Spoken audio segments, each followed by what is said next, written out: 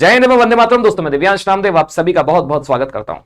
दोस्तों जिस बगावत की शुरुआत पीओके में इकोनॉमिक तरीके से की गई थी, जो प्रोटेस्ट में डिमांड चलती थी कि महंगाई एक मुद्दा होता था, बहुत अर्थव्यवस्था बिगड़ चुकी थी, उस बगावत में अब एक नया मोड़ आ गया है। उस बगावत में अब पॉलिटिकल ऑटोनॉमी की बात होने लगी। और जब कभी भी पॉलिटिकल ऑटोनॉमी का शब्द आता है, अच्छी अच्छी सरकारें कांपने लगती है। और यहां पर जो पाकिस्तान का हमेशा से नैरेटिव चलते आता था कि वो कश्मीर के अधिकारों की बात करती है, कश्मीर की वो आवाज जो जबरदस्ती बना करता था, अब उस पर हो सकता है कि आने वाले टाइम पे द एंड लग जाए।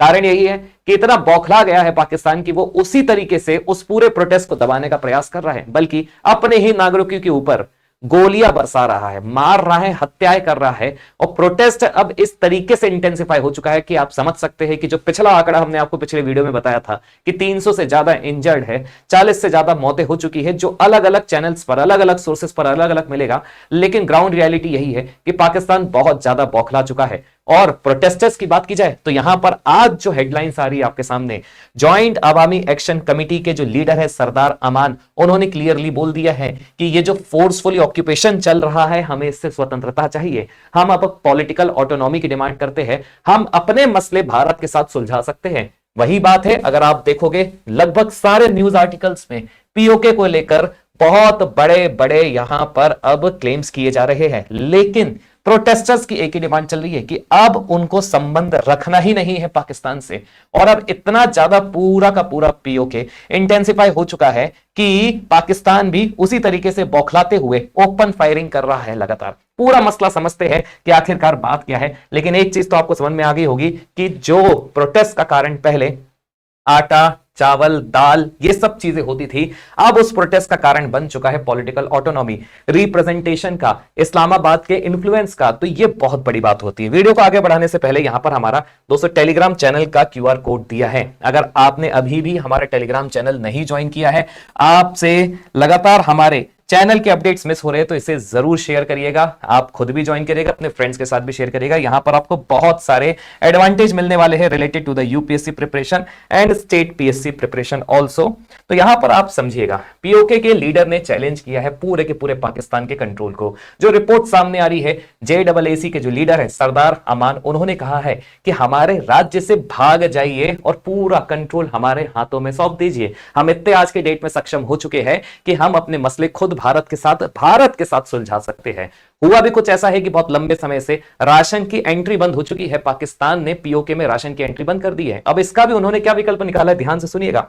If you won't let the ration come, we will open other routes. Simple सी बात है, अगर तुम हमारे क्षेत्र में राशन को ब्लॉक कर दोगे, हमें आइसोलेट कर दोगे, तो उनके पास भी ऐसे रास्ते हैं जिसमें वो अलग रास्ते तलाश सकते हैं। और इसका जो इंटेंशन था, जो टारगेट था, वो भारत से था। तो ये बहुत बड़ा मैसेज है। प्रोटेस्टर्स को बहुत अच्छे से पता है कि जिस तरीके से भारत का जो एक जम्मू एंड कश्मीर अभिन्न अंग जिस तरीके से डेवलप हुआ है आफ्टर 370 हटने के बाद, तो आप उसी से अंदाजा लगा सकते हैं कि जब दो क्षेत्र, एक ही क्षेत्र के दो हिस्से, एक को जिसने पाक अधिकृत करके रखा है और एक जो भारत के हिस्से का अभिन्न अंग है, जब वहां का डेवलपमेंट देखते, विकास देखते, वहां के लोगों की उन्नति देखते हैं, तो डिस्ट्रेस होना तो वहां पर बनता ही है। क्योंकि वहां पर भी वही इंटेलेक्चुअल आज के समय में रह रहे हैं जिन्होंने जेएसी को बनाया है। तो ये मुद्दा है ना, बहुत बढ़ता जा रहा है। यहां देखिएगा, उन्होंने फिर भी क्या सजेशन दिए हैं कि जो लोकल पीपल, जो स्थानीय लोग हैं, वो अपने मसले खुद सुलझा सकते हैं। और इसमें जम्मू कश्मीर का मुद्दा भी सीधे तौर से शामिल है,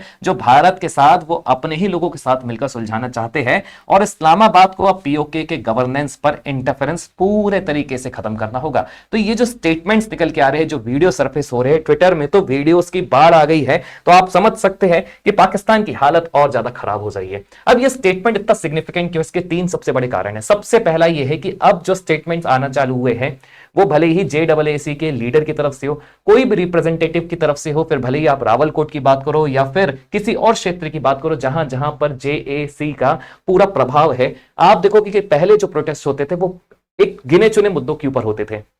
जो बेसिकली जो उनका कोर सेंटर होता था, फोकस एरिया होता था, वो इकोनॉमिक रिलेटेड ही होता था। फॉर एग्जांपल, महंगाई ले लीजिए, इन्फ्लेशन ले लीजिए, इलेक्ट्रिसिटी के दाम बढ़ना ले लीजिए, वीट की सब्सिडीज ले लीजिए, या फिर फूड शॉर्टेजेस ले लीजिए। लेकिन अब जो प्रोटेस्ट हो रहे हैं, कल से जो वीडियोस और रील्स सरफेस हो रही है, उसमें सीधे तौर पर पॉलिटिकल ऑटोनॉमी की बात आने लगी है, सेल्फ गवर्नेंस की बात आने लगी है, डेमोक्रेटिक रिप्रेजेंटेशन तक की बात आने लगी है। मतलब जो पहले मसले सिर्फ अर्थव्यवस्था को लेकर होते थे, लोगों की आर्थिक चिंताओं को लेकर होते थे, अब ये मसले राजनीति में बदलते जा रहे हैं। और कारण यही है कि अब इस्लामाबाद की जो अथॉरिटी है उसको सीधे तौर पर चुनौती मिल रही है JAAC की तरफ से, जिसमें पाकिस्तान एडमिनिस्ट्रेटिव कंट्रोल की बात कर रहे हैं, वो फेडरल इंटरफेरेंस की बात आ रही है, वो भी स्थानीय मुद्दों पर, स्थानीय मामलों पर। वो स्थानीय मामले जो भारत में लोकल ऑटोनॉमी के नाम से फेमस होते हैं, पाकिस्तान में ऐसा कुछ भी नहीं है। सीधा कंट्रोल वहां पर इस्लामाबाद का है।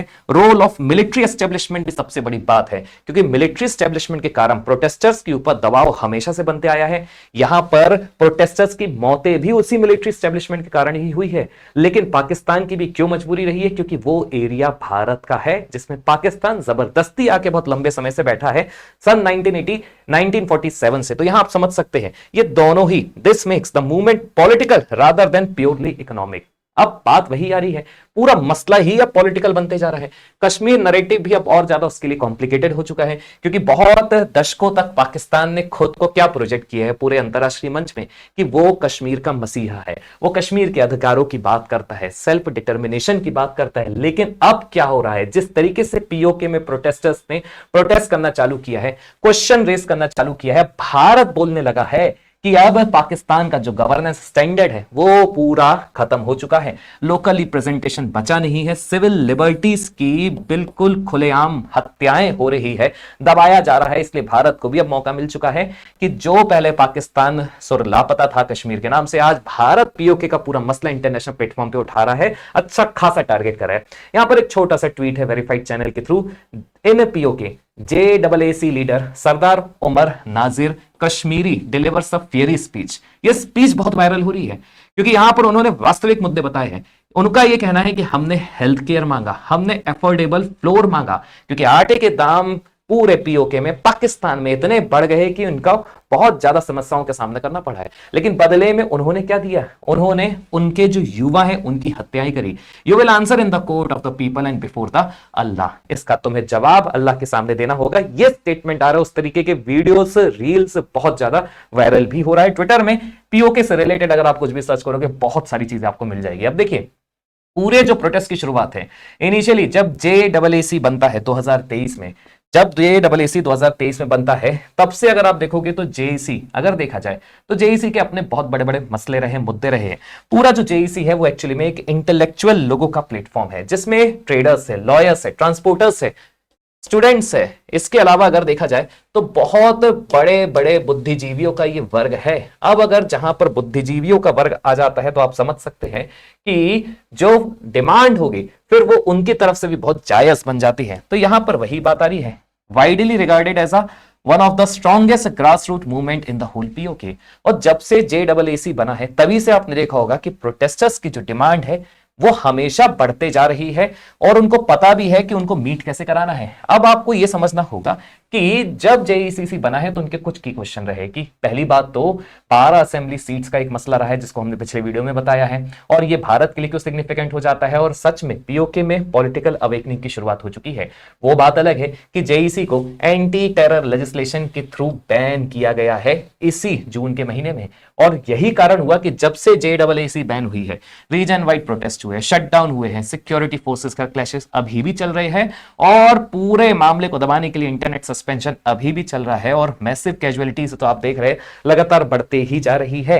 अब यहां पर आपको समझना होगा कि अगर इस तरीके के जो आप बात कर रहे हैं प्रोटेस्टर्स की इवोल्यूशन की, किस तरीके से प्रोटेस्ट की शुरुआत हुई है, तो आपको मैंने बताया 2024 में ही इस पर एक प्रकार से चिंगारी डल गई थी। 2024 में इलेक्ट्रिसिटी और फ्लोर के जब प्राइसेस बढ़े थे तब सबसे पहली बार JAAC ने अपने मूवमेंट को आगे बढ़ाया था। लेकिन देखिए, इलेक्ट्रिसिटी और फ्लोर मतलब ये आर्थिक मुद्दा ही था, उसके बाद ये टारगेट करते हैं गवर्नेंस इशू को, इसके बाद ये खुद की ऑटोनॉमी और पॉलिटिकल राइट्स की डिमांड करने लगते हैं, क्योंकि उनको बहुत अच्छे से पता था कि जब तक उनको पॉलिटिकल ऑटोनॉमी नहीं मिलेगी, उनको राजनीतिक अधिकार नहीं मिलेंगे, उनकी बात रखने के लिए भी कोई नहीं रहेगा। मतलब यह है कि उन्हीं के ऊपर दबाव बनता रहेगा अगर उनके पास पॉलिटिकल राइट्स नहीं होंगे, उन्हीं के ऊपर पूरा इस्लामाबाद का कंट्रोल रहेगा, उनके लिए और उनके मुद्दों की फिर कभी कोई बात नहीं करने वाला। और अभी की स्थिति कुछ वैसी ही है, जिसकी शुरुआत एक इकोनॉमिक प्रोटेस्ट से हुई थी, आज वो डिमांड कर रहा है ग्रेटर लोकल कंट्रोल की, ठीक वैसे ही जैसे भारत में लोकल ऑटोनॉमी चलती है। और लोकल ऑटोनॉमी का आपको एग्जांपल बहुत अच्छे से पता है कि हमने जिस तरीके से पंचायत को हर एक क्षेत्र में मजबूती प्रदान करी है, ठीक उसी तरीके से यह स्थिति यहां पर निर्माण होते दिख रही है। कि ऑब्जर्वेशन सिंपल सी है, इकोनॉमिक प्रोटेस्ट अब टोटल पॉलिटिकल असर्शन में बदल चुका है, जो सबसे बड़ी चिंता की बात है पूरे पीओके के लिए। अब पीओके में कोई एक क्षेत्र की नहीं बात कर रहे हैं, पूरे पीओके के क्षेत्र की बात हो रही है। यहां देखिए, पीओके वांट्स आजादी फ्रॉम द पाकिस्तान, अब ये ट्वीट आना चालू हो चुके हैं, जो इंटरेस्टिंगली हमारे लिए तो बहुत मजेदार चीज होने वाली है और पाकिस्तान के लिए नाक में दम कर रही है। People of PoK wants freedom from Pakistan. Everyone is raising slogan of Azadi across the POK protest.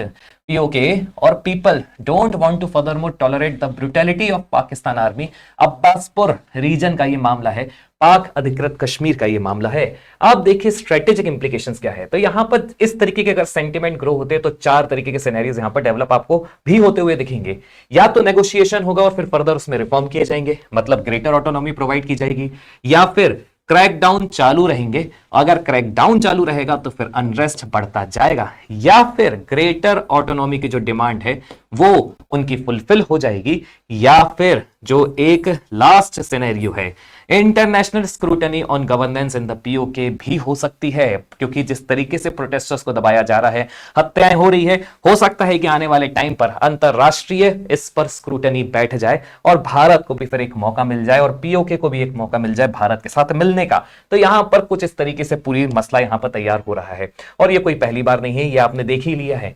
बस पैटर्न को आपको थोड़ा समझना होगा। पैटर्न हमेशा से क्या रहा है, प्रोटेस्ट होता है, फिर क्रैकडाउन होता है, इंटरनेट को बैन किया जाता है, क्योंकि जो क्रैकडाउन चलता रहता है, जो प्रोटेस्ट चलता रहता है, उसे इंटरनेट ही बंद कर सकता है। क्योंकि जो फेक सर्कुलेशन ऑफ इंफॉर्मेशन होती है, मैसेजेस होते हैं, वो मैसेंजर्स के थ्रू, सोशल मीडिया के थ्रू एकदम फ्रीक्वेंटली सर्कुलेट होती है। इसलिए सरकार वहां के भी पहला कदम जो उठाती है, इंटरनेट बैन का ही उठाती है। फिर नेगोशिएशंस होते हैं, लेकिन असंतोष के कारण फिर से फ्रेश प्रोटेस्ट चालू हो जाता है। तो ये हमेशा से पूरे पीओके रीजन का कॉमन पैटर्न रहा है।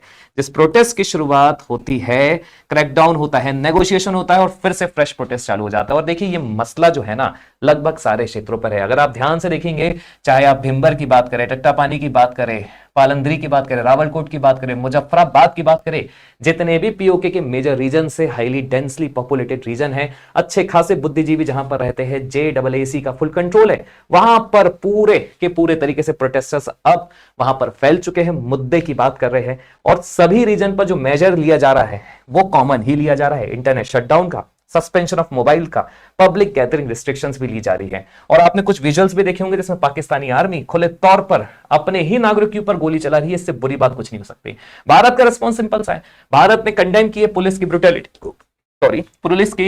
को, एक्सेसिव यूज ऑफ फोर्स को, ह्यूमन राइट्स का वायलेशन को। और मिनिस्ट्री ऑफ एक्सटर्नल अफेयर्स की पोजीशन भी क्लियर है। मिनिस्ट्री ऑफ एक्सटर्नल अफेयर ने क्लियरली बोल दिया है कि जो मसला भी पीओके में चल रहा है उसके लिए कोई जिम्मेदार है तो वो है पाकिस्तान, ऑब्वियसली, और पाकिस्तान की आर्मी, आसिम मुनीर की आर्मी। और यहां पर आप देख सकते हैं, अब अगर आपको समझना है तो पीओके हमारे लिए तो बहुत ज्यादा जरूरी हो जाता है। जब से पीओके भारत से गया है 1947 से लेकर अब तक पूरा, क्योंकि हम जम्मू कश्मीर को एक इंटीग्रल पार्ट मानते हैं, सिर्फ पीओके हमारे हाथ से इसलिए गया क्योंकि वहां पर पाकिस्तान ने अपनी आर्मी को फोर्सफुली वहां पर बैठा के रखा है। और क्योंकि मसला लंबे समय से यूएन के पास है, अंतरराष्ट्रीय मंच पे चला गया था, इसलिए हम भी उसको डिप्लोमेसी के थ्रू ज्यादा टैकल करना चाह रहे हैं। और आपने देखा है ऑटोमेटिकली पूरा जो इवेंट है वो हमारे ही फेवर में परखते जा रहा है। और क्यों ये मैटर करता है, तो पीओके इसलिए सबसे ज्यादा मैटर करता है क्योंकि ये gateway to the rest of the Asia है। मतलब आप समझिए, अगर पीओके आज हमारे पास होता तो कनेक्टिविटी हमारी अफगानिस्तान से क्लियरली हो जाती है, क्योंकि ये जो क्षेत्र है ये अफगानिस्तान का है। और अगर अफगानिस्तान के साथ हमारी कनेक्टिविटी डायरेक्टली होती तो फिर हमारा rest of the gulf countries और फिर फर्दर यूरोप के साथ भी हमारी कनेक्टिविटी होती। इसलिए अगर बोला जा रहा है गेटवे, तो ये बिल्कुल भी गलत बात नहीं होगी। इसलिए पीओके क्यों मैटर करता है? क्योंकि पहली बात तो ये गेटवे है गिलगिट बल्टिस्तान के लिए, और फिर फर्दर गेटवे है किसके लिए? रेस्ट ऑफ द एशिया के लिए। आप देखिए, क्योंकि यहां पर बहुत लंबे समय से सीपेक एक योजना चल रही है जिसका नाम है चाइना पाकिस्तान इकोनॉमिक कॉरिडोर, तो उसको भी काउंटर करने में हमें मदद मिल जाएगी। और क्योंकि अगर ये हिस्सा हमारे में आता है, तो आप समझ सकते हैं कि जो हमारा स्ट्रेटेजिक लोकेशन है हिमालयन रीजन में, वो और ज्यादा स्ट्रांग हो जाएगी। मतलब प्राकृतिक रूप से हम चाइना से और ज्यादा सेफ हो जाएंगे और अच्छे से अपनी टेरिटरीज को भी यहां पर प्रोटेक्ट कर पाएंगे। क्योंकि ये भारत और पाकिस्तान का सबसे बड़ा डिस्प्यूटेड एरिया है, इसलिए मसला अब और ज्यादा इंपॉर्टेंट हो जाता है। और जिस तरीके से अनरेस्ट पूरी दुनिया में चल रहा है, ये सीधी बात है कि भारत के लिए अब एक सुनहरा अवसर बन जाता है। अब देखिए 2026 के अनरेस्ट की बात की जाए तो 3 इंटरकनेक्टेड इश्यूज है इसमें, कि अब जो पहले सेटिस्फेक्शन था कि डिससेटिस्फेक्शन था इकोनॉमी को लेकर, इकोनॉमिक जो प्रोटेस्ट था, अब वो पूरा का पूरा बदल चुका है गवर्नेंस और रिप्रेजेंटेशन कंसर्न के ऊपर, मतलब पॉलिटिकल ऑटोनॉमी के ऊपर। और अगर पाकिस्तान उनको ग्रेटर पॉलिटिकल ऑटोनॉमी प्रोवाइड कराता है, इसका मतलब यही होगा कि बाद में पाकिस्तान को खुद डर रहेगा कि अगर हमने इनको ज्यादा छूट दे दी तो ये भारत का हाथ पकड़ लेंगे। इसलिए यहां पर जो JAAC की तरफ से स्टेटमेंट्स आ रहे हैं, उनके लीडर की तरफ से जो स्टेटमेंट्स आ रहे हैं, ये तो क्लियर हो चुका है कि जो sections of the movement are increasingly questioning Islamabad control, making the crisis far more significant than a routine protest movement। जो सिर्फ एक रूटीन प्रोटेस्ट मूवमेंट होता था, नेगोशिएशन होता था, फ्रेश प्रोटेस्ट से चालू होता था, अब यहां पर सीधे तौर पर इस्लामाबाद की अकाउंटेबिलिटी को क्वेश्चन किया जा रहा है। कमेंट करके दोस्तों जरूर बताइएगा कि इस पूरे मसले पर आपका क्या सोचना है, और क्या भारत को जल्द ही पीओके को शामिल कर लेना चाहिए? क्योंकि अगर हो जाता है तो फिर ये जो ट्रेड डाइवर्सिफिकेशन वाला हमारा प्रिंसिपल बहुत लंबे समय से चल रहा है, हमें इसमें और भी ज्यादा मजा आने वाला है। कमेंट करके जरूर बताइएगा। जय हिंद आप सभी को।